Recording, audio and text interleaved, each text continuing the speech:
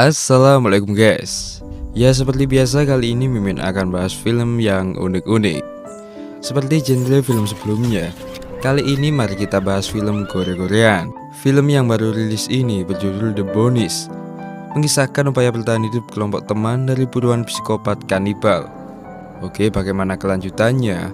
Langsung saja genjot ke plotnya guys. Film ini dimulai dari 3 orang pria yang sedang berada di dalam mobil. Ketiga pria ini bernama Marcus, Will, dan Aaron. Mereka sedang melakukan perjalanan menuju hutan untuk berkemah dan bersenang-senang. Sebelum melanjutkan perjalanan, mereka berhenti di sebuah bar untuk memesan makan dan beristirahat di dalam bar itu. Lalu Marcus melihat seorang wanita yang duduk sendirian di sebuah meja. Dan Marcus pun menghampiri wanita itu untuk berbincang-bincang.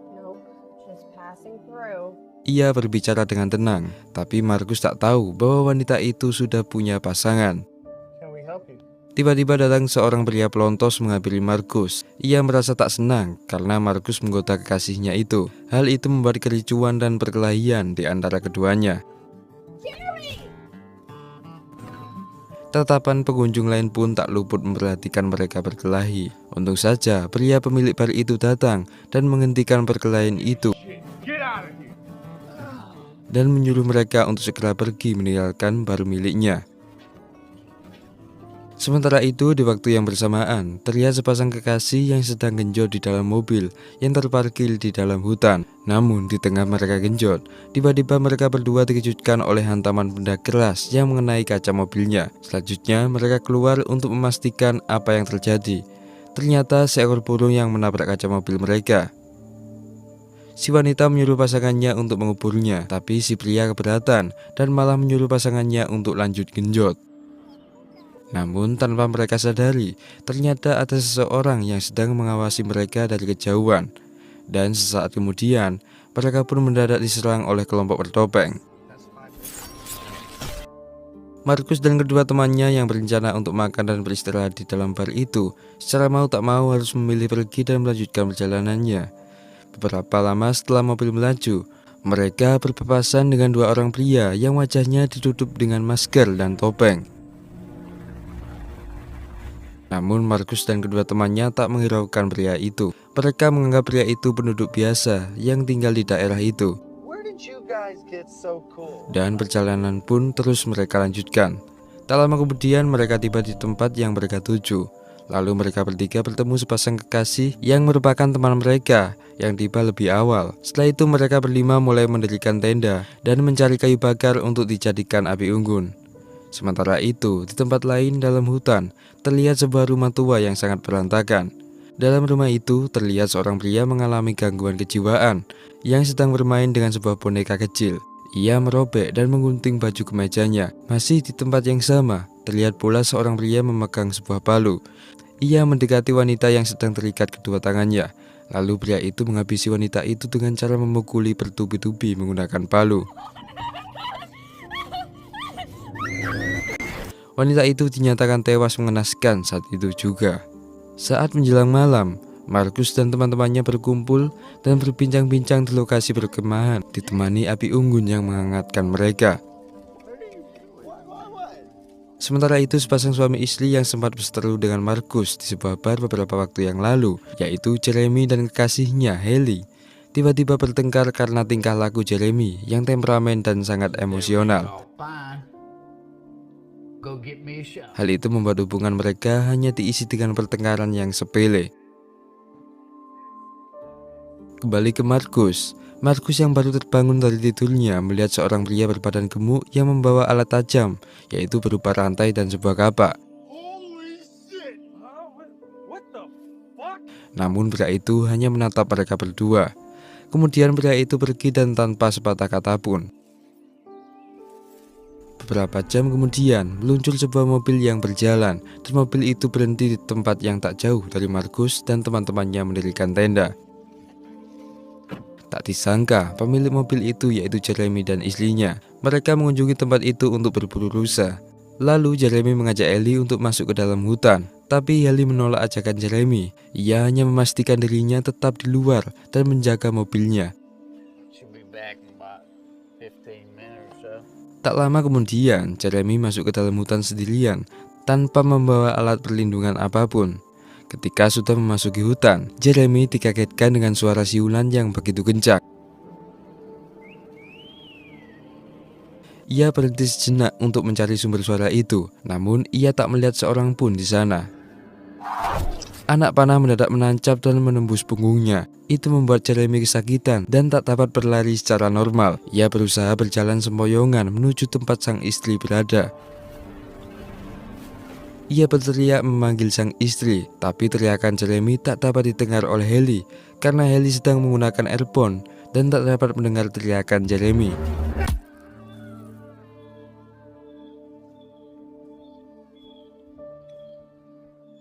Hingga pada akhirnya Jeremy pun harus tewas mengenaskan dibantai oleh pria misterius itu. Setelah beberapa saat kemudian, menyadari bahwa suaminya tak kunjung datang, akhirnya ia memutuskan untuk menyusul masuk ke dalam hutan. Haley terus berjalan menuju hutan sambil memanggil nama suaminya, namun ia tak juga mendapatkan sautan. Hingga beberapa lama, Haley melihat sebuah topi yang tak asing lagi. Topi itu biasa dipakai oleh suaminya. Ia ketakutan ketika melihat darah pada topi itu. Ia merasa sesuatu telah terjadi pada suaminya dan membuat ia semakin merinding seakan nyawanya juga ikut terancam.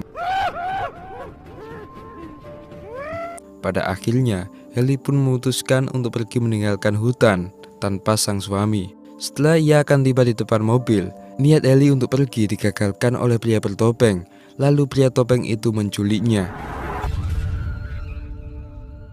Di pinggiran kota, seorang pria gemuk sedang mendatangi seorang sheriff, yaitu Sheriff Marty. Sheriff Marty dan pria gemuk itu terlihat sudah saling mengenal sebelumnya. Saat itu Sheriff juga terlihat kesal pada pria gemuk itu dan menganggapnya sebagai orang gila.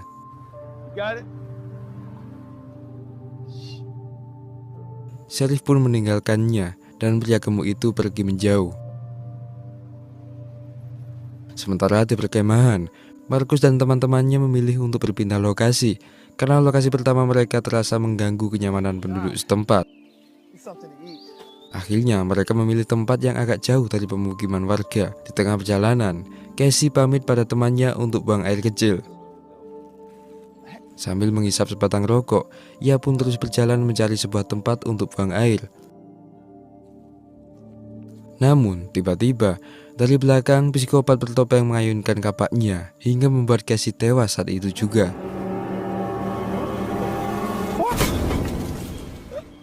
Setelah itu, pria itu memakan isi kepala Casey dengan lahap.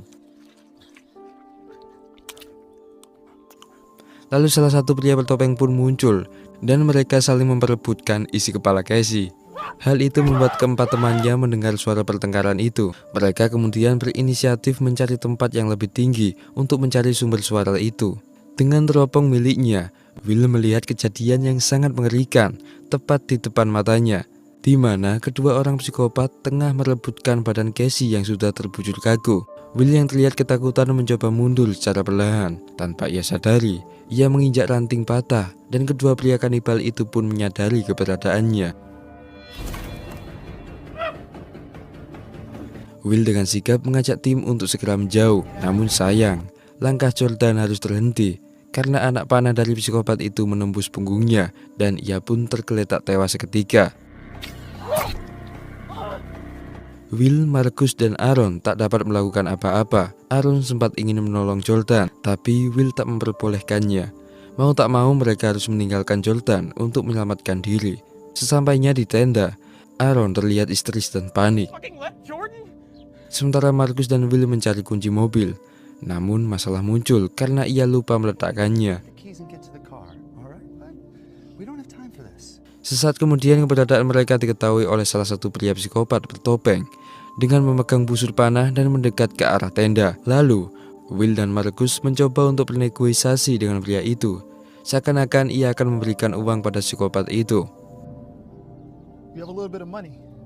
Mereka berharap pria bertopeng itu mengizinkan mereka untuk pergi. Namun harapan mereka sia-sia. Tak ada jawaban dari pria bertopeng itu. Hingga pada akhirnya salah satu pria bertopeng lainnya menyerang Marcus dari belakang dengan sebuah pisau.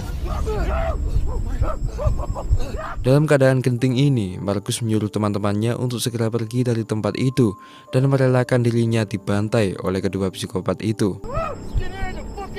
Will dan Aaron berlari, namun mereka malah nyasar ke hutan sampai malam. Dalam keadaan gelap ini, mereka beristirahat dan bersembunyi di sebuah pohon tumbang. Namun, Will mendadak dipalu dari belakang dan Aaron pun ditangkap.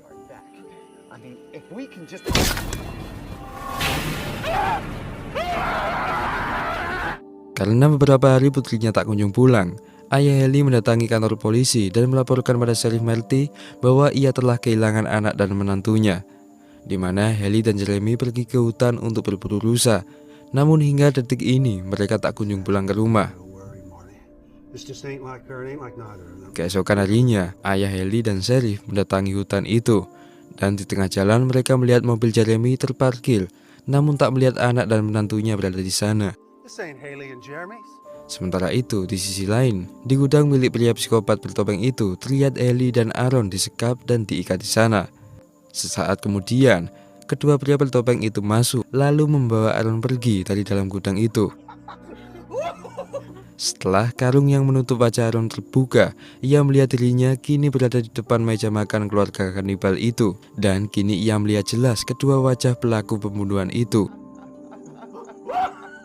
Di ujung meja terlihat seorang wanita yang merupakan ibu dari kedua pria-pria gila itu. Wanita itu kemudian mengucapkan selamat datang kepada Aaron, dan ia memperkenalkan kedua putra kebanggaannya, yakni Jefferson dan Cloyd. Kemudian wanita itu melanjutkan dan mengatakan bahwa Haley sengaja tak dibunuh karena Jefferson anaknya membutuhkan seorang wanita untuk dinikahi, sedangkan Cloyd menyukai sesama pria dan memilih Aaron sebagai kekasihnya. Maka itu sebabnya Aaron dan Haley tak dibunuh seperti korban lainnya. Di situ Aaron hanya bisa mendengar dan melihat wanita itu dengan tatapan mata melototnya karena saking takutnya. Ketakutannya pun semakin bertambah ketika ia dipersilahkan makan dan diberikan menu yang sangat spesial oleh pria kanibal itu, yang tak lain yaitu kepala Will yang telah disiapkan di dalam tujung sajinya. Aaron tak mau memakan makanan itu, namun ia tetap dipaksa oleh Cloyd untuk memakannya. Setelah makan malam selesai, ibu dari kedua psikopat itu menyuruh Cloyd untuk mengambil gaun pengantin dan memakainya, karena sebentar lagi acara pernikahan Aaron dan Cloyd akan segera dimulai. Aaron hanya bisa diam dan pasrah, tidak bisa melakukan apa-apa. Sang ibu juga menyuruh Jefferson untuk memotong urat kaki Aaron agar tidak bisa kabur. Sementara itu, Haley yang masih berada di dalam gudang mencoba untuk membuka ikatan yang ada di kedua tangannya. Secara perlahan, ia menggerak-gerakkan besi penyangga dengan pelan, dan akhirnya terlepas. Cloyd pun kembali masuk ke dalam ruang makan. Ia terlihat sedang menggunakan gaun pengantin milik ibunya. Ibu juga bertingkah seperti layaknya seorang penghulu untuk mengawasi pernikahan berlangsung. Ibu itu memandu acara akad dan mengesahkan pernikahan itu. Setelah pernikahan yang sangat menjijikkan antara Aaron dan Cloyd, kini giliran Jefferson dan Haley untuk dinikahkan oleh ibunya. Selanjutnya, ibu mereka menyuruh Jefferson untuk segera menjemput Haley yang masih berada di dalam gudang. Dengan penuh semangat, Jefferson berjalan menuju gudang yang berada di bawah tanah. Namun, ketika ia berada di pintu gudang, ia tak melihat Haley berada di dalam. Jefferson sangat panik. Ia berupaya mencari Haley yang kemungkinan masih berada dalam gudang itu. Namun tiba-tiba Haley muncul dari belakang lalu mencekik leher Jefferson sekuat-kuatnya. Hingga akhirnya Jefferson pun tewas saat itu juga. Setelah itu Haley masuk ke dalam ruang makan secara perlahan. Tak ada siapapun di dalam sana. Seketika itu ia melihat pisau sangkur yang tergeletak di atas meja, dan ia membawa pisau itu masuk ke dalam kamar Cloyd. Di dalam kamar terlihat Cloyd mencoba melakukan hubungan layaknya suami istri kepada Aaron. Dengan langkah pelan, Haley berusaha mendekati Cloyd. Namun sayang, Cloyd mengetahui keberadaannya. Tanpa mengulur-ngulur waktu, Haley menyerang Cloyd dengan pisau yang ia genggam. Namun lagi-lagi sayang, pisau itu terlepas dan terjatuh ke lantai. Cloyd mencekik leher Haley dengan penuh amarah. Melihat keadaan yang sedang genting itu, Aaron melihat pisau yang terjatuh itu dan ia pun mengambil pisau itu. Dengan cepat ia langsung menusukkan pisau itu ke perut Cloyd. Sangat kesakitan, Cloyd kemudian kabur keluar. Setelah melepaskan tali ikatan pada tangan Aaron, Haley kini mencari Cloyd yang sedang kabur dan bersembunyi. Di dalam hutan, Cloyd terlihat sangat lemah dan kehabisan darah. Namun ia terus berupaya memasuki hutan. Haley yang berhasil menemui keberadaan Cloyd dengan penuh amarah mengayunkan pisaunya dan menggorok leher Cloyd hingga tewas saat itu juga.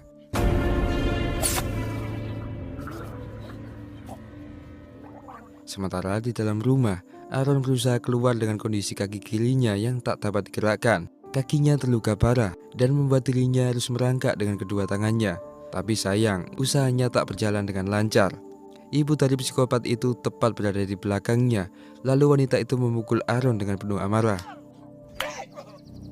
Karena mengetahui kedua anaknya sudah tak bernyawa lagi, Haley melihat kejadian itu. Dengan perlahan, Haley mendekati wanita tua itu. Akan tetapi wanita tua itu sadar akan keberadaan Haley yang berada tepat di belakangnya. Secara refleks, ia memukul Haley dan mencengkeram erat tubuh Haley menggunakan kedua tangannya. Haley yang tak dapat lagi melakukan penyerangan, terpaksa menggunakan mulutnya untuk menggigit leher wanita tua itu. Ibu dari psikopat itu meronta-ronta kesakitan, dan tak lama kemudian ia tewas kehabisan darah. Pada akhirnya, setelah itu mereka berdua pergi meninggalkan hutan itu. Aaron berjalan dengan cara dipapah oleh Haley, hingga beberapa saat kemudian ia ditemukan di tengah jalan oleh ayah Haley dan Sheriff Marty. Dan di sini film pun berakhir.